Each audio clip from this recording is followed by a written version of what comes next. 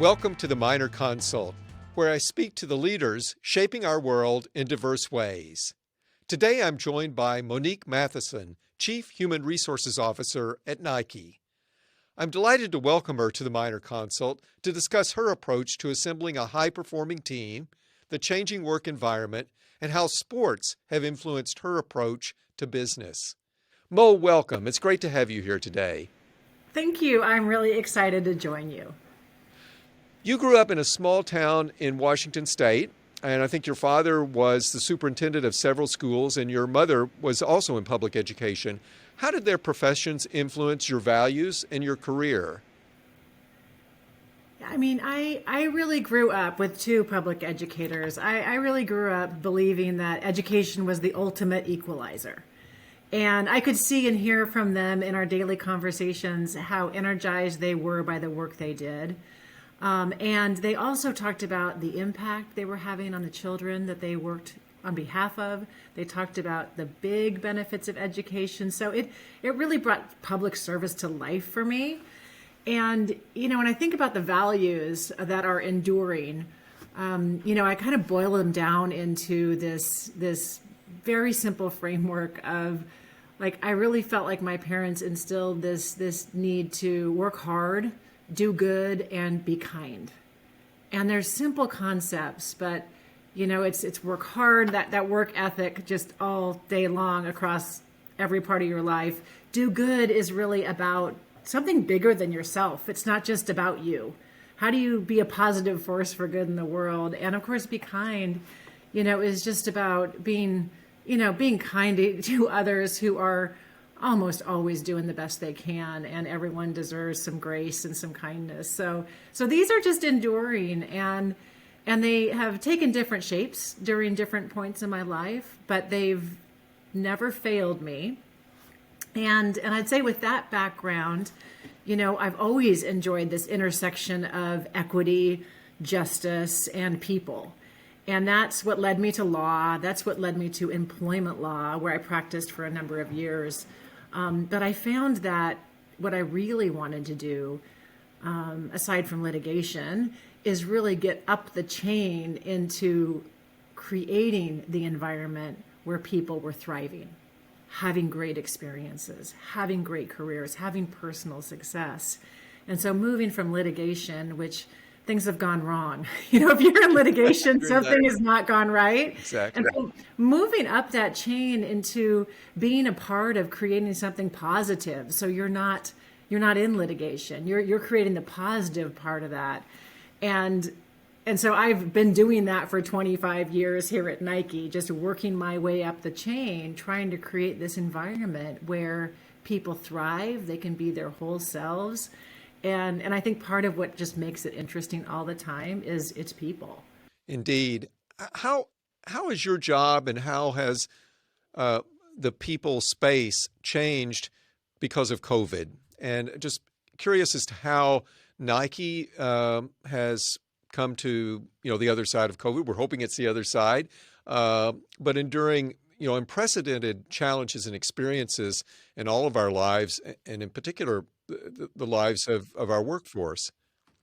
Yeah, I think, oh my God, it's changed in so many ways. I think the first piece is, as a company, we just had to realize that things were changing, right? And you had to realize that the marketplace has become so much more competitive. And in an environment that is highly competitive, you have to differentiate yourself. And so we got clear really early in this environment where employees were telling us, we want more flexibility. We want a safe environment.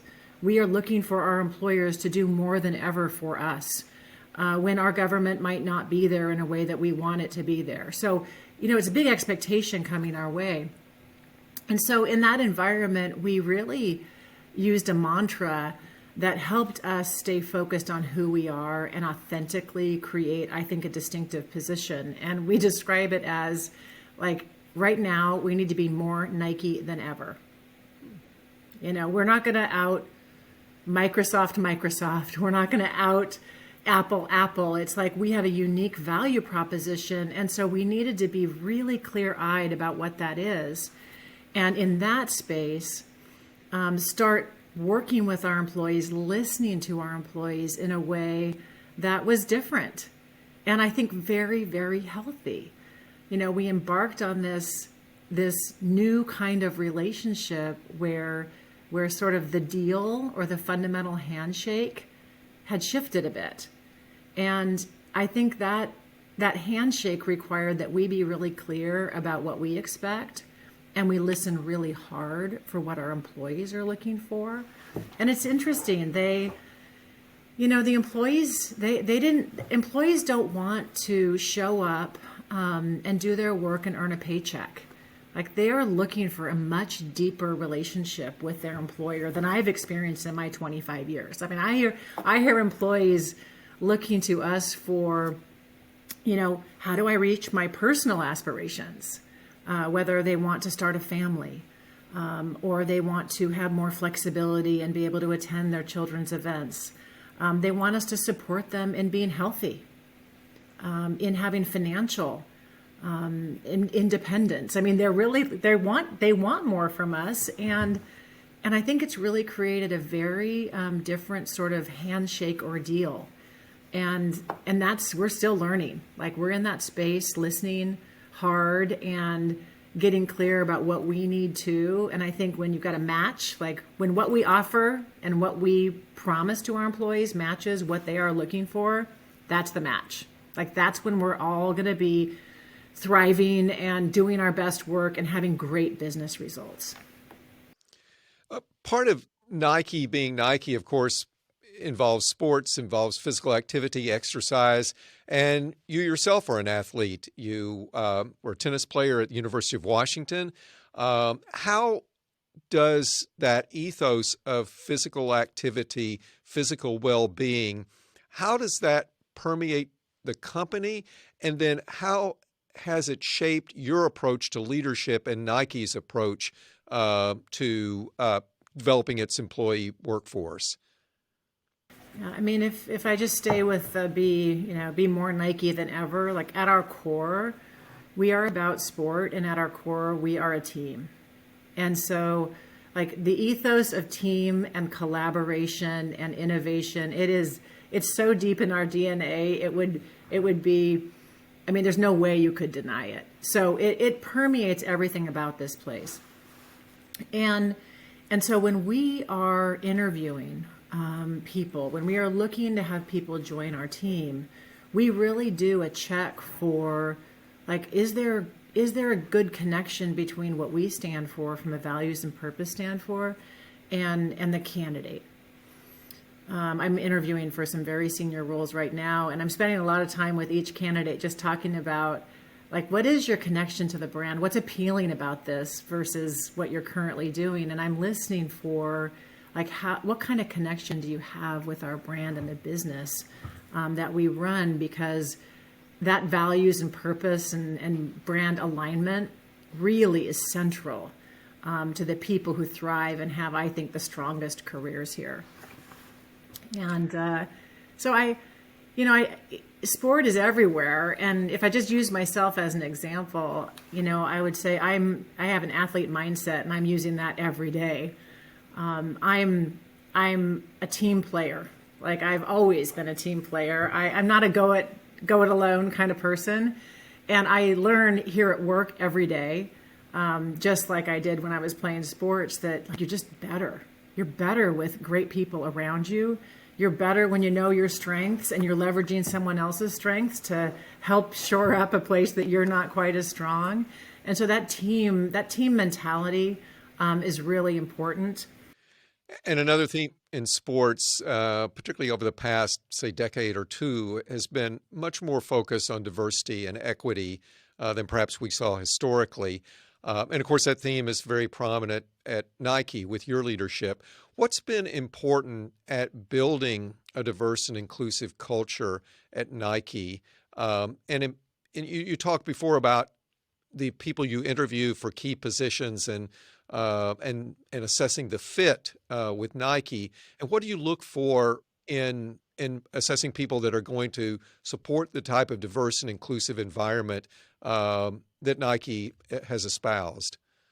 I start with in the diversity inclusion space. I start with, where we start as a company, and we have a very long-standing and authentic position in support of equity, sport related, whether it's women in sports, it's pay. So I think if you're working for a company that doesn't necessarily have such an authentic position, you might have a different approach. But I start with like where we start as a brand, and we really built on this idea that we're an innovative company, and the root of innovation is diversity and inclusion, right? You know that's where you get the best ideas, the most diverse ideas that build on each other. So we're not making a business case around why it's important, because we know how important it is. And so the biggest changes that we've seen in the past few years is in being clear about our areas of focus. And so we've been very focused on representation. We just named it, and we just said, listen, we want to better represent the communities and the consumers we support. And in the space of representation, like, it's numbers. And so I broke it down into a very simple framework of every leader could see, here's what my group looks like, and here's my hires, my promotions, and my exits. And the numbers are telling you you're either staying the same, getting better, getting worse. Like, that's not a subjective conversation.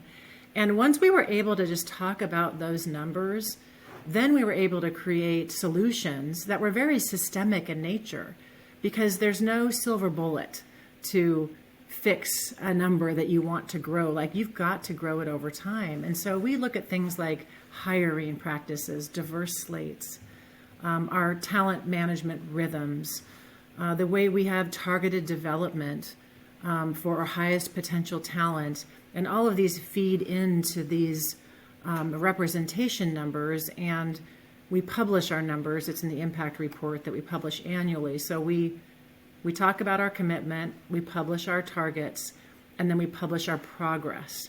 And my job is to work with executives every day to make sure they understand their numbers and they understand the systemic ways that we're going to help them become more diverse.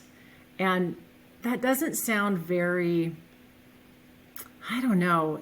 Sometimes when I talk with people, they're like, well, that doesn't sound like it's like rocket science. And I'm like, well, it's not necessarily rocket science. It's really hard. And you have to have sustained attention and focus on it. But there's such an effort these days to fix things quick. And I'm a believer in, like, it's a good idea, and you just got to stay on the good idea and stay at it. And progress will come. And in this case, there's no finish line in this kind of work. Like, we've made significant progress and we're not finished. You mentioned earlier that you're currently interviewing for a number of senior positions at Nike. And I was wondering if you could talk about what traits you look for when you're interviewing and reviewing the credentials of applicants that are going to directly report to you or have a close reporting structure relationship to you. Yeah. I start with that value purpose alignment I referenced earlier. So there's a general piece of making sure we're clear on who we are and what it's like to work here, and to see if that's a place that the candidate would like and would thrive and would sign up for. Then I really think that like that quality of people, I think about, things like this, a growth mindset, like who's curious enough to be here, who's curious enough to understand the root of some of the issues that we're solving, and can then be a great teammate in how we solve those problems. So there's a real curiosity and growth mindset around the quality of people that we bring in. I've just found that the better quality people you're bringing in, of course, the better quality of people are attracted.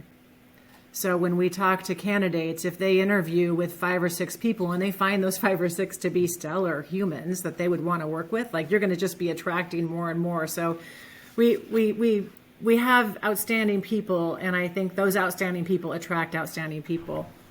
Mo, you've also been a strong advocate, and you spoke a little bit about it before, but of making the workplace a safe place and and also of recognizing that the pandemic has left its effects, broadly speaking. And maybe you could talk a little bit more about how Nike has responded to that. And as you've brought people back into the workplace and introduced more flexibility, what challenges has that posed in terms of the management processes of the company, the deliverables that you are a company that makes products, you deliver those products, and the success of your business is dependent upon those products being of high quality and in the places they need to be. So how have you meshed those, both with being flexible, recognizing the challenges, the mental health effects of the pandemic, while also running a business with a huge production schedule and a schedule where a framework where innovation is expected? I'm sure you can't be doing what you did yesterday, tomorrow, and the day after, and expect to maintain a preeminent position in your market. I think the most impactful work that we've been doing is in the space of well-being. And, well-being is one of those areas where time and time again, even pre-pandemic, I find that when we invest in our people, in their well-being, in what it takes to help them thrive as individuals, like that just pays off like crazy. And they stay, they are energized, and they deliver great work. And so we, through the pandemic, really doubled down on this idea of well-being.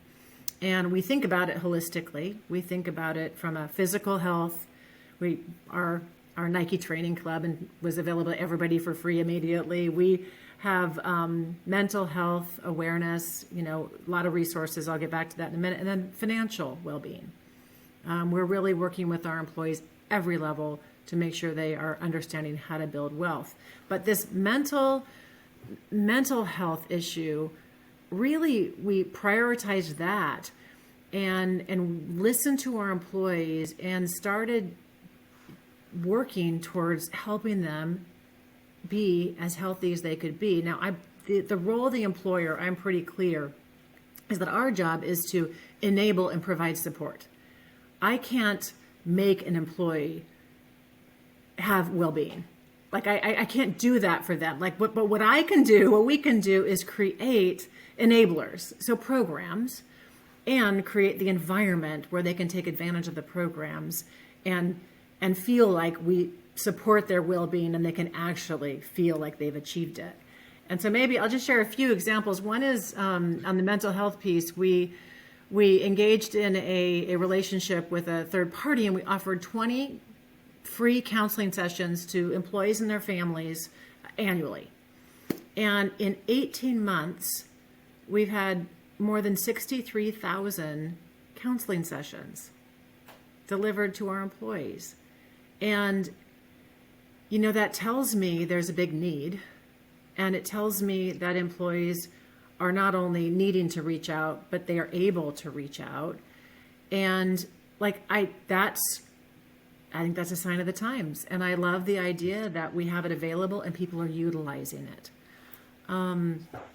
The other thing that we did is a thing called Wellbeing Week. And in the middle of the pandemic, we were just hearing our people were so tired, they're just so tired. And actually the benefits that we were offering, they were so fatigued and tired, they couldn't even use them. So we were working hard to figure out how do we cut through all the clutter, all the noise, and signal to our employees that we care. And our answer was create a week in August, everyone at the same time. It's global, and we're out for the week. And it's become, of course it's become a employee favorite. It's a week off with pay, but it also created an environment where everyone's gone at the same time.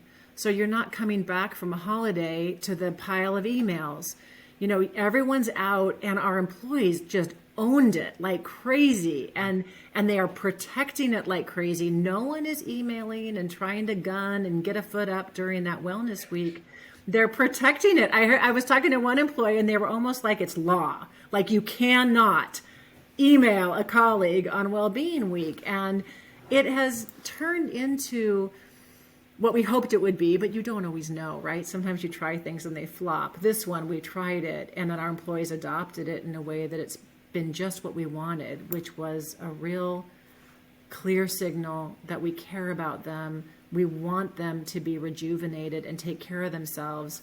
And we've had them post, like, what did you do on your well-being week? And they've just been doing amazing things on their well-being week. So that was, one of the things that we did. But aside from that, we are really working to create an environment where people can ask for what they need. And I think that not only requires a well-being week, but we have leaders modeling every day. Like, here's my journey. Our CEO, John Donahoe, on all employee meetings, talks openly about his journey. Other leaders, including myself, so we're role modeling what we want to see. We've got athletes who are coming out and talking about their mental health. So you got to program it, and then you got to create an environment where people can use it, and then you got to role model it so people actually start adopting, and you destigmatize the issue. So I couldn't be more proud of the work, but it's another space that you're never done. Indeed, indeed.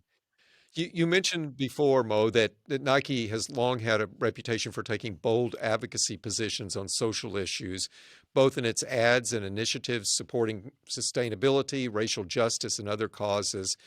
And also, as you mentioned, and as has been emphasized on things like the Edelman Trust Index, trust in government and in broader institutions is really challenged today at some all-time low levels. But trust in employers continues to rise. And I was wondering if you could describe how you get feedback from your employees on the social issues that that the company makes a statement on, and also whether or not that feedback in the wake of the pandemic, in the wake of the murder of George Floyd, how that feedback from your employees has changed or not during these turbulent times. Well, I mean, earlier you asked about things that have changed, right? And I think many things happened during this 3-year period. It wasn't just the pandemic. It was the murders of George Floyd. I would say we have been hearing from our employees in so many more ways. And they really want and expect to be heard. And so we've run the range of more informal communication coming through our employee networks, through leader groups, through groups that are self-organizing, through social media. We monitor social media. So input is coming. And what we've started to do alongside that is also create a more rigorous internal sensing mechanism. So we actively pulse our employees. We actively have an annual all employee survey, but we are pulsing on a very frequent basis. And we're listening from these other channels as well. So a lot of incoming information. Our employees, just like I think I think one of the things with the workforce today is they want their voice to be heard, and they're using multiple channels, and they want it to be two-way. And so I feel like we're doing a much better job at listening, and listening harder. And you can't, issue by issue, you can't say you said and we did.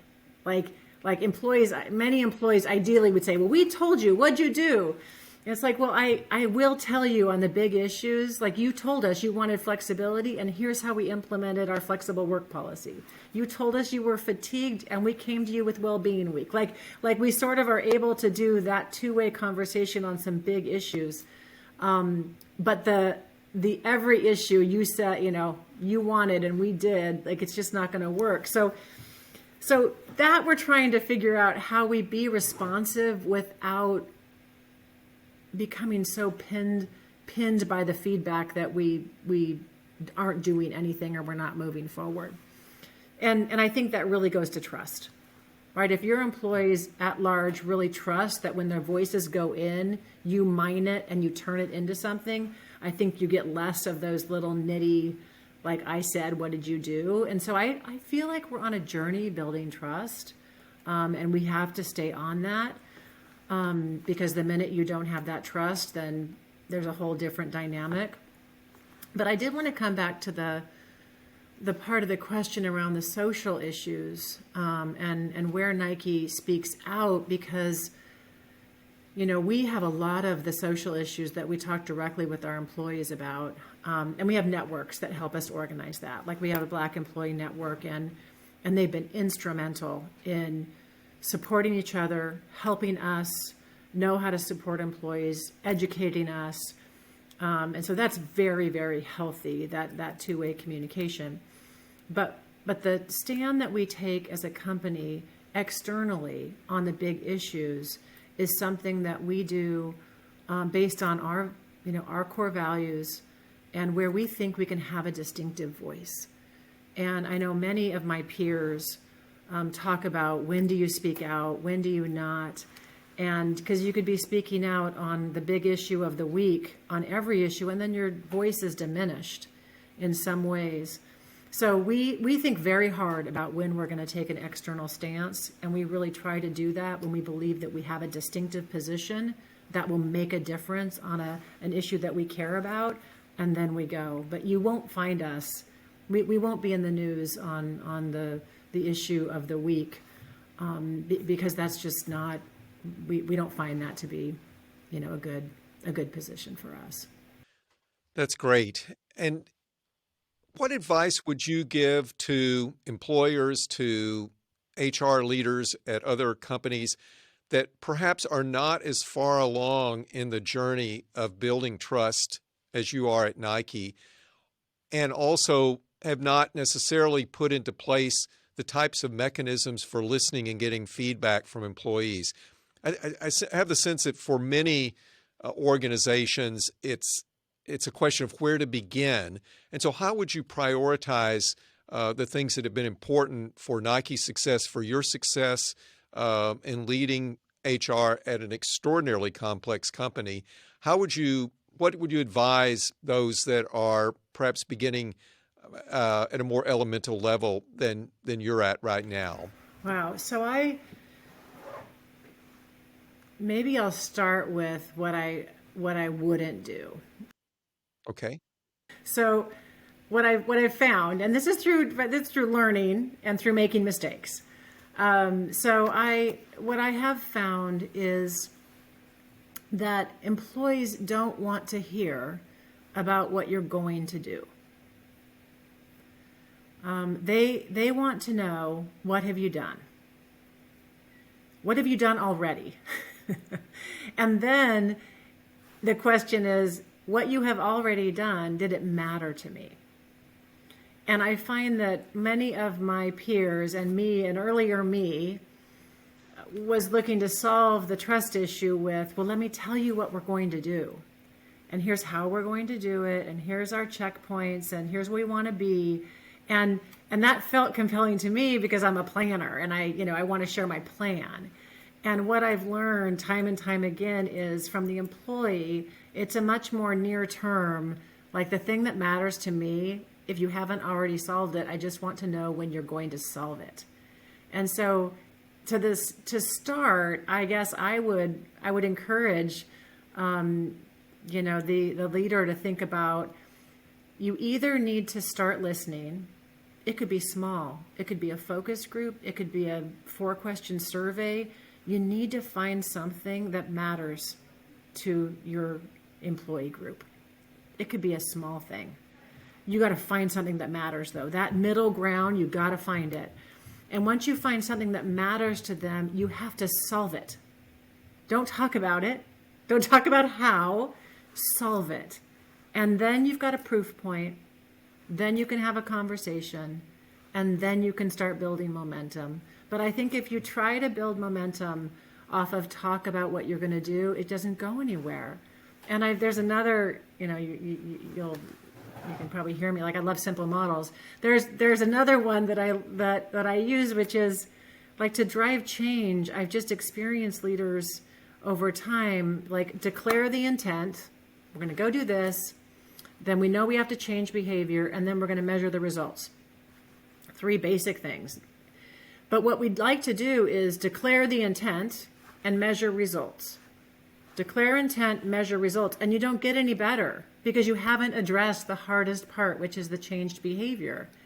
And so it's like, don't fall for the trap of big intent and measure results. And so you got to live in that space of accountability, changed behavior, the proof point. Or I just think employees, and I think even more now. I mean, when I made those mistakes, I think the stakes were a little lower. And I think right now, if you lose your employees' trust, it's so much harder to get back. Yes. Mo, I want to end with 2 questions that I ask all of my guests. First, what do you think are the most important qualities for a leader today? Well, I would start with the core values that I just start with, which is that basic idea of like, you got to work hard and do good and be kind. Like that's like a foundation. And I think on top of that, great leaders today, they do need to set a North Star or a vision that people want to be a part of. Like that's like my job is to make sure that I'm creating a future, or I can see a future, I can describe a future that my team would want to be a part of building and our employees would want to be a part of. And, that's just the leader's job. Then you've got to be very practically, you got to be a problem solver. You have got to listen to your team and understand what is in the way of achieving that vision.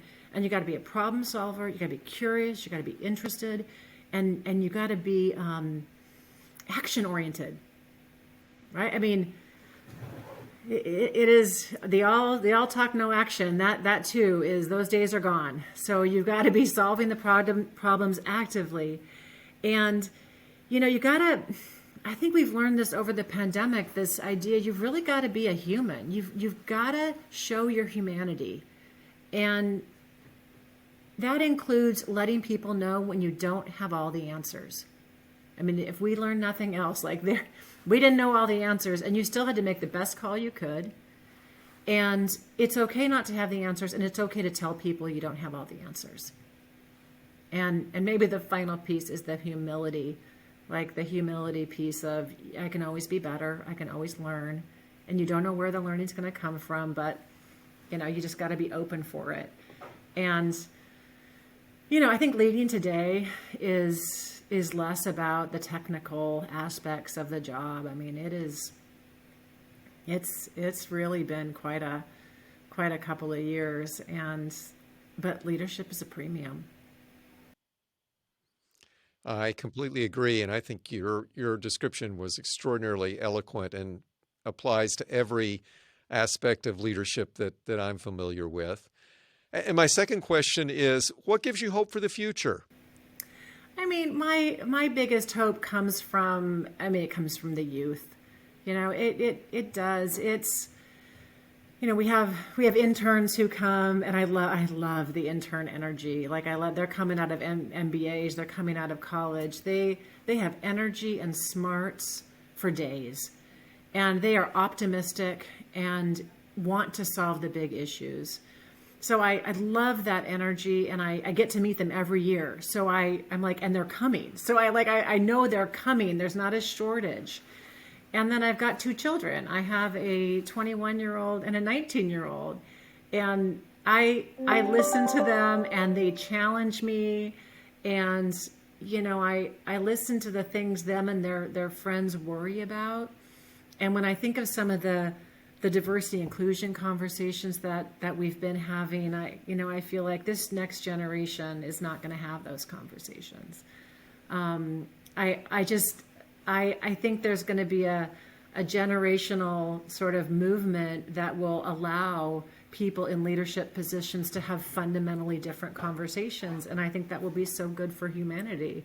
And the one thing I really talk about with my daughter is, you got to turn the corner from issue spotting or problem spotting to being part of the solution. And I think that's some of the youth, hasn't rounded that corner, but I'm like, that's going to be a moment. Like, that's going to be an amazing moment when all that brain power that's identifying the problems can find a way to be part of a solution. And I feel like that's like the journey that I've been on, and it's been part of how I could stay here for so many years. But I hope that too will give them energy for being positive forces in the world. But I've got all the faith in the world. That's wonderful. Mo, thank you so much. And thank you for listening to the Minor Consult with me, Stanford School of Medicine Dean Lloyd Minor. I hope you enjoyed today's discussion with Nike Chief Human Resources Officer Monique Matheson. Please send your questions by email to theminorconsult@theminorconsult.com and check out our website, theminorconsult.com, for updates, episodes, and more. To get the latest episodes of the Minor Consult, subscribe on Apple Podcasts, Spotify, Stitcher, or wherever you listen. And if you enjoyed today's episode, please rate the podcast 5 stars. Your feedback helps make this podcast happen. Thank you so much for joining me today. I look forward to our next episode. Until then, stay safe, stay well, and be kind.